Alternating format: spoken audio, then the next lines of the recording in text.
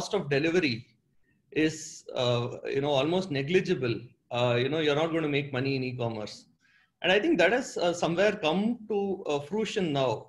So people have understood the meaning of the fact that delivery cannot be free, that companies that need to be sustainable need to charge for delivery, and the fact that delivery is a convenience, right? That someone's got to pay for it, and probably the customer, because there is some effort that is saved, right? It is no longer a certain sense of entitlement that is there in the mind of the customer.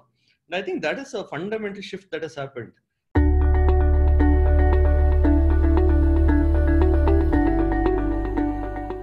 I think what came out as the positive side is that it gave an opportunity for the entire organization to stand up as one. We were all in it for it. We didn't leave it only for our supply team that, guys, figure it out, this needs to be done. Nothing of that sort. In fact, everyone was pulling whatever contacts, networks, whatever needs to be done to visit the, local administration, to meet up with the DC, DM, get the permission, right? And ensuring that the supply is up and running. At no point, I think in the peak days of this pandemic or the critical situation, at no point we had a scenario where our supplies were disrupted. We were slowed down a bit initial days, but I think we never shut it down completely where we said that we are not delivering, right? We may have taken maybe a few days or at times even that promise time went up to a couple of weeks also. But we ensured that the supply is always up and running. And that was something which, the real test of organizations, unity came on display.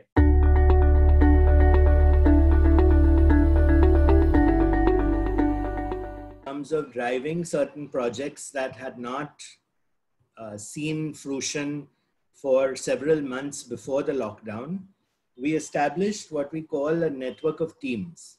And this brings together people from various functions across the company. Each network is led by a CXO, and we have rapid fire projects of a month and a half each that are driven to closure. And we've seen remarkable results, even things that have not been seeing the light of day for maybe 2 years before the lockdown have been finished in a month and a half.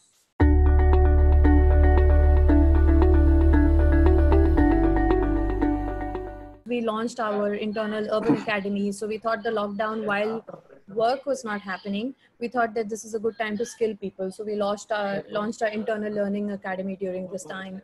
We, we also did a series of talks like this, where we got external people and gave people opportunity to learn from external folks as well.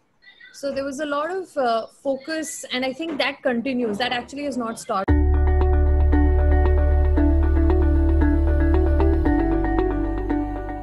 As per our early plans in January, we had scheduled something called as what you see in TV commercials now called a Shadi Meet. We had actually planned it for the October cycle, the October quarter, October, November, December of this year.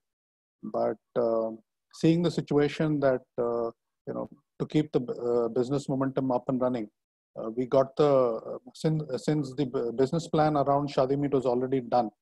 And though it was scheduled only for October, what we did was we got it ready, and it was kind of implemented in a span of 7 days.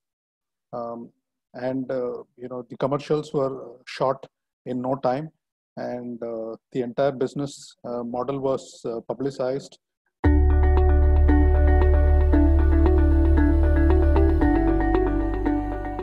First, our focus was basically on a retail model where we have our brick and mortar centers out there, right? Where people used to come, book an appointment, get their car inspected, right? Then we thought, because we want to be a platform where customers can sell to the dealers throughout India or to even directly consumers, right? So this is a particular model which has been there for the past year now.